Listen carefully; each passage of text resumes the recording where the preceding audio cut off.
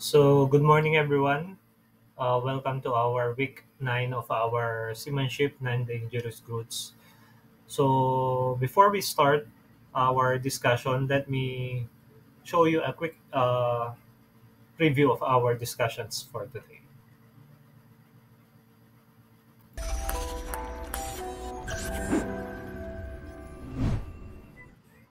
Cargo handling and storage, ventilation and control.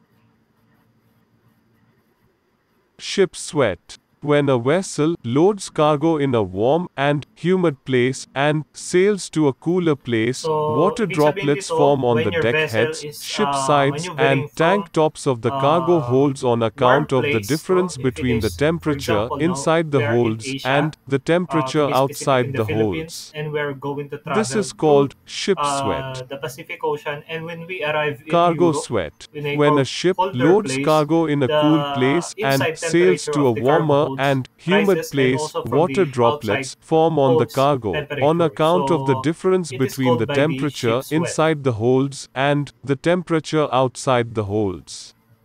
This is called cargo sweat. Ventilation by fans. Fans may ventilate holds of a modern ship.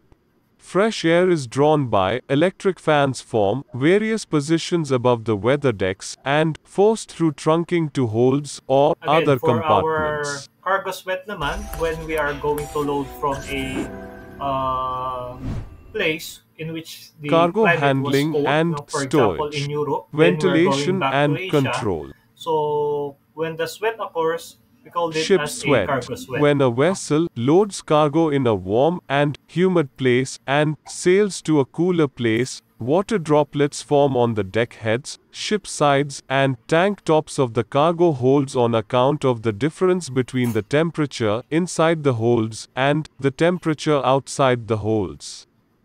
This is called ship sweat. Cargo So sweat. meron When a tayong ship different kinds loads of cargo in a cool ventilation by place fans, no? and Merong sails to a mechanical, merong warmer and humid natural. place, So in water mechanical, you droplets don't form need to on the have cargo, a on account of the difference machinery between the para temperature magkaroon inside ng the holds fans and from the outside to temperature inside, no? outside the So holds. pag naman This natural is lang, called cargo wala sweat. siyang machinery, no? Just open the lid of the Ventilation by fans. cover of the Fans may ventilation, ventilate holds then of a you will modern allow ship. the outside Fresh air air is to drawn comes by inside your electric cargo fans hold. form various So we call it positions as above a the weather ventilation decks fans. and forced through trunking to holds or So types of sweat, no? Cargo sweat refers to a condensation in which may form a exposed surfaces of the stove as a consequence of a large amount of water. So moist air are being persistently introduced in a hold containing a substantially cold cargo.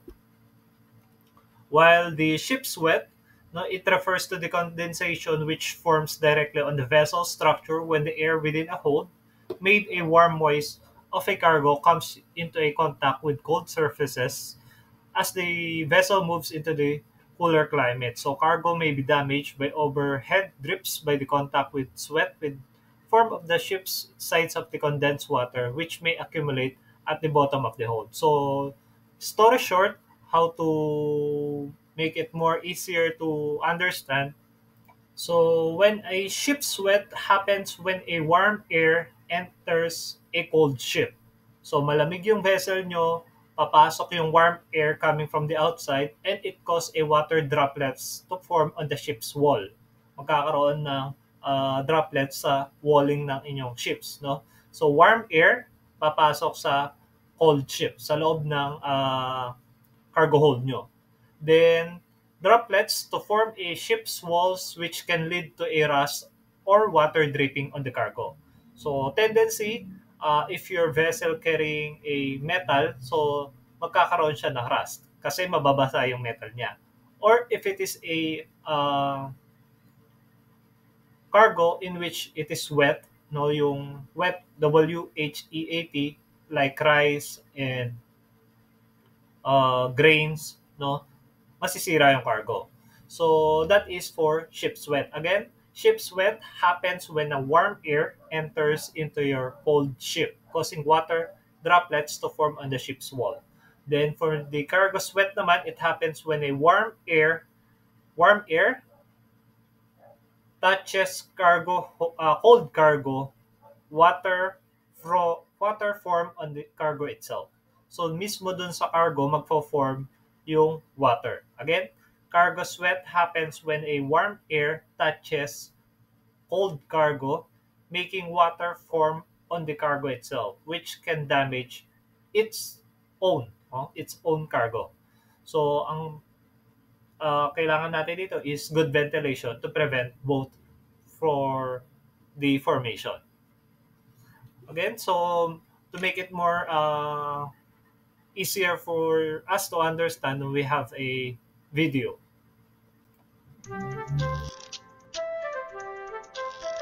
Ship sweat and cargo sweat. So for this one, our example is Every a year, rice cargo tens of balance. thousands of tons of rice is damaged by sweat, amounting to millions of dollars in losses. That's more than enough rice to place one 100-kilo bag on every seat of a large stadium, or, more importantly, to feed thousands of families in a year.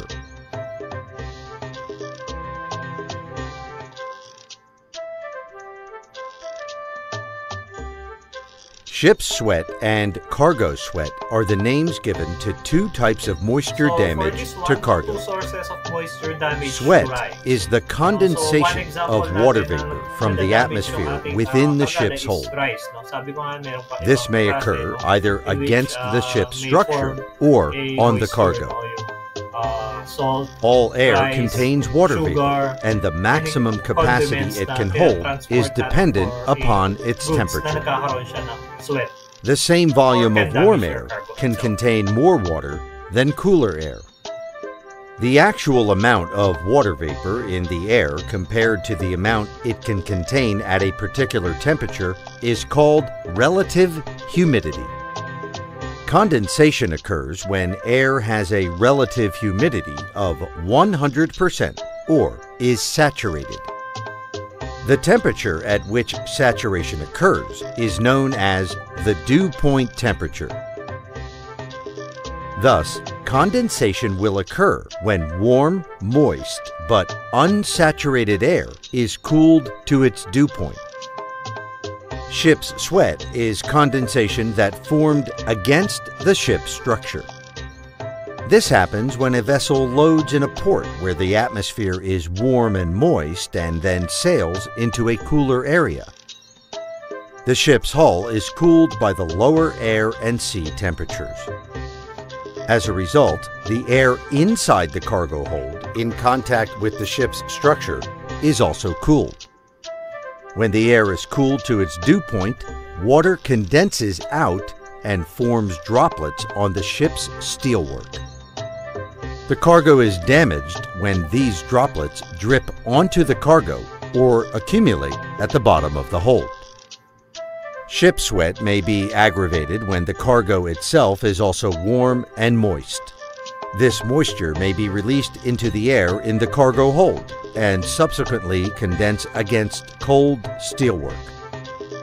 Unseasoned or green or wet cargo dunnage may also worsen ship sweat by releasing its moisture content into the hold atmosphere. Cargo sweat is condensation that formed on the cargo. This happens when a vessel loads in a port in cool conditions, then sails into a warmer area. If the warm, moist air is introduced into the cargo hold during ventilation, it will be cooled by the cold cargo. If it is cooled to its dew point, water will condense out and form droplets on the cargo surface. Ship sweat accounts for the majority of claims occurring through inattention and failure to take precautions. Cargo sweat generally only occurs due to persistent, inappropriate ventilation. Both types of sweat are controlled by comparison of the dew point temperatures inside and outside the holds and appropriate ventilation. A convenient rule to control ventilation relies upon the understanding that rice cargo temperature changes very little during voyage. The cargo temperature is taken during loading and compared once a watch with the outside air temperature. Ventilation is then controlled according to the 3-degree rule. The 3-degree Celsius rule states that the cargo should be ventilated if the external air temperature is more than 3 degrees Celsius lower than the air in the cargo hold. Kasi syempre iba yung temperature outside, no? Because you're referring into the climate, and the temperature inside syempre nakakulog siya. And with Ship sweat and cargo sweat. Ventilation. Every year, tens of thousands of tons of rice is damaged by sweat, amounting to millions of dollars in losses. That's more than enough rice to place one 100-kilo bag on every seat of a large stadium, or, more importantly, to feed thousands of families in a year.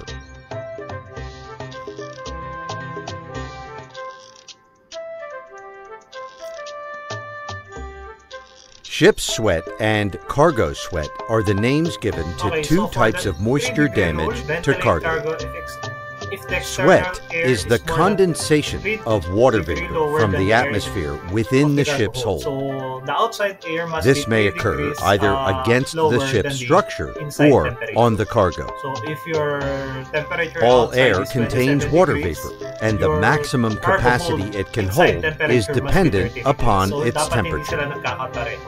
So The with same that, volume of warm air kailangan nyo, can contain more water than cooler air. gamitan ng ventilation. The actual amount So, of if water nakita vapor nyo na in parang the air nagpapantay compared sila, to the then amount it can contain magbukas at kayo a ng particular ventilation. So, temperature maraming is ventilation called sa cargo hold. relative So, humidity. doon nyo tatantyahin kung Condensation magpapantay occurs sila when or air dapat has a relative meron na humidity tayong of nandun na sa 100% 3 degree rule. or Kung meron is na, saturated. 3 degrees na The differences. temperature at which So, dapat saturation with occurs is known as differences, the dew point temperature. The temperature must be lower outside Thus, the condensation will occur outside when the warm, cargo hold. moist, but unsaturated air is cooled.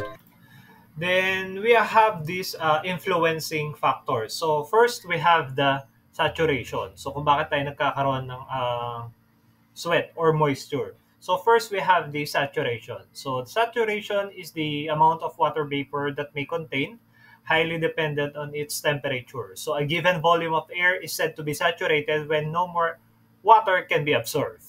So if the air temperature falls, condensation will occur.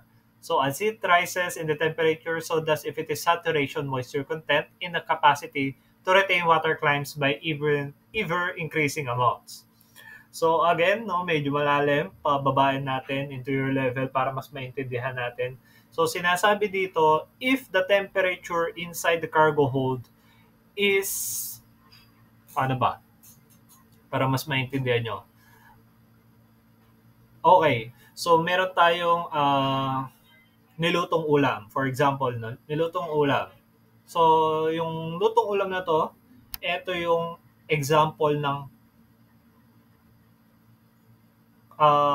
cargo na ipapasok natin sa barko. Then, yung Tupperware, yung pinaka-container, ay yung pinaka-barko natin. Again, yung lutong ulam ay yung pinaka-cargo natin. Then, yung pinaka-Tupperware or yung container ay yung pinaka-vessel natin. Then, yung lutong ulam, kumuha tayo, bagong luto, ilalagay natin ngayon sa Tupperware. So, yung Tupperware serve as the vessel. And kapag tinakpan natin siya, for the first time, hindi muna siya mag-moist. Ano yung unang mangyayari? So, the first thing na pwede mangyayari is mag-cover siya ng fog. Or magkakaroon siya ng fog sa loob ng container. Bakit? Kasi syempre, yung temperature inside the container is hindi niya pa nare-reach yung peak. But when it reaches the peak, no, the same volume na siya, mangyayari dyan, nagkakaroon na siya ng moisture. Or magkakaroon na siya ng droplets outside. Ibig sabihin, na-meet niya na yung maximum temperature to balance inside the container. Just for example, merong isang negosyante na nagbebenta ng cellphones sa 10 tao sa loob ng kwarto. So, nagbebenta siya ng cellphone. Another example to. Nagbebenta siya ng cellphone, so nabentahan niya na lahat. Pero meron pa siyang meron pa siyang excess na 5 cellphone. Tendency, hindi nabibili yung iba kasi meron na lahat ng cellphone. So ganun din sa saturation. Hindi na niya kayang i-absorb yung init kasi lahat ng temperature or the highest peak of temperature inside the container is nasakop niya na. So tendency magkakaroon niya na siya ng moisture inside the container. So that is saturation.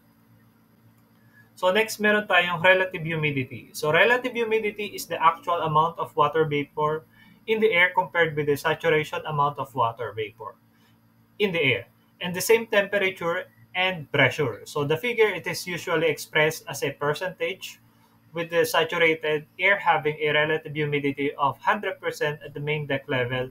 Ambient sea is over open seas will normally have a relative humidity excess of 80%.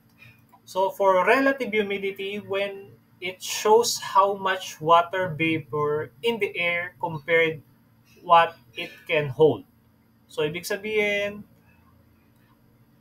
mas malaki yung water vapor in the air compared sa kaya niyang i-absorb. So if it is 100%, the air is full of water. So for example, in a ship of sea, the air often has more than 80% of the humidity. So yung na-absorb ng air, so for example, no, kaya tayo nagkakaroon ng ulan. Na-absorb niya ng too much yung humidity on the air.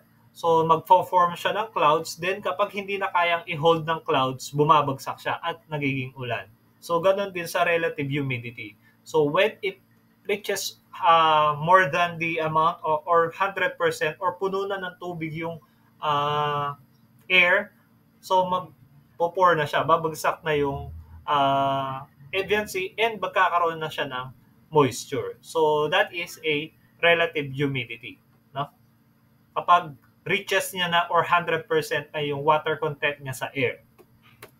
Then dew point temperature when an isolated volume of air cools and relative humidity increases as the temperature falls. So once the temperature has descended to the level of which saturation occurs, water begins to condense. This temperature is known as the dew point. So pagdating naman sa dew point, no, kapag when the dew point is when the air and cools enough, no, kapag sobrang lamig na ng dew point, and it becomes fully saturated with water vapor. So fully saturated na yung air and condensation starts to form. No? So magkakaroon na tayo ng condensation and it cools, the relative humidity increases, and when it reaches the dew point, water droplets form. So doon mapo-form yung water droplets. No? Kapag sobrang lamig na, no, ng temperature with the water vapor and the condensation starts to form. So, as air cools, relative humidity increases. Kapag lumabig yung hangin, tataas yung relative humidity natin. And when it reaches its dew point, then the water droplet starts to form. So, that is our dew point temperature. So, wet and dry bulb thermometers, ito yung sinasabi natin na naka-post outside and inside the cargo holds or also in the bridge or in a accommodation. So when it is using traditional wet and dry bulb thermometers, the accuracy of the dew point temperature will depend on the condition of the equipment. So mask covering the wet bulb and should be clean, and water in the reservoir should still distilled and the bulb itself should be wet. So when trying to check the wet thermometer, syempre kailangan siyang wet, kaya basa, kaya sinasabing wet thermometers. And for the dry bulb, it must be covering and must be cleaned, and the reservoir from the water or wet thermometer must be in a distilled form. So dew point measurement, theoretically, all decisions regarding to the cargo ventilation should be based on the dew point temperatures comparing to the dew point and ambient air with the dew point air inside the hold. So given the ships are customarily equipped with wet and dry bulb thermometers located close to the bridge, determining the dew point temperature of the ambient air, it is usually for the straightforward. Then for the how to control sweat. So paano natin nako-control? First, of course, ventilation. Sabi ko nga no, kung ang sabi kanina sa 3-degree rule, no, use ventilation para ma-control nyo na dapat yung outside air natin ay mas mababa inside temperature of the cargo hold. So ventilate if the dew point of the air inside the hold is higher than the dew point outside the hold. Then do not ventilate if the dew point air inside the hold is lower than the dew point outside the hold. So again, kung kailan lang kayo magve-ventilate, if the air inside the hold, sa loob ng hold, loob ng ating cargo hold, is higher than the dew point outside air of the hold, sa labas. But, huwag kayo magbe-ventilate if yung dew point air inside the hold is lower than the dew point of the air outside the hold. So that is the dew point rule. And again, how to control the temperature, of course, by the use of the ventilation. So again, that is a 3-degree rule. In many instances, it is impracticable to measure whole dew point temperatures accurately. It's such as a ventilation requirements may be estimated comparing to the average cargo temperature at the time of the loading with the outside temperature. So several times a day, ventilation may be carried out and following the basis. So napakahirap lalo na dahil yung vessel natin ay sailing. Then again, when we are sail, ito nga sa Pilipinas pabago-bago yung climate. So paano pa kapag yung vessel nyo ay sailing? So pupunta tayo sa iba't ibang klase ng parts ng mundo. Tendency, iba-iba din yung temperature niyan, iba-iba rin yung boundaries niyan. So again, ventilation must be properly checked kasi iba-iba yung temperature inside and outside of the cargo hold. So kaya para hindi masira yung kargamentong dala-dala nyo, dapat talagang thorough yung pagtingin nyo sa ventilation. Kasi sa ventilation, doon nakasalalay yung kargada nyo. Bakit? Pwede siya masira. Pwede ma-spoil. Kasi pagdating sa port niyan, kapag sira na yan, hindi na yan tatanggapin. Kahit naggaano kalayo pa yung binayahin nyo, 1 month or less than a month, sayang lang. Then, malaking lugi ng company, malaki din kasiraan sa part ng trabaho nyo. So again, ventilate if the dry bulb temperature of the outside air is 3% or at least 3 degrees centigrade cooler than the average of cargo hold at the time of the loading. So, ikakat ko muna dito. Pwede muna kayo mag-take ng breakfast or snacks, no, or health break. Then, continue tayo after 10 to 15 minutes. Okay? Sige, mag-break muna tayo.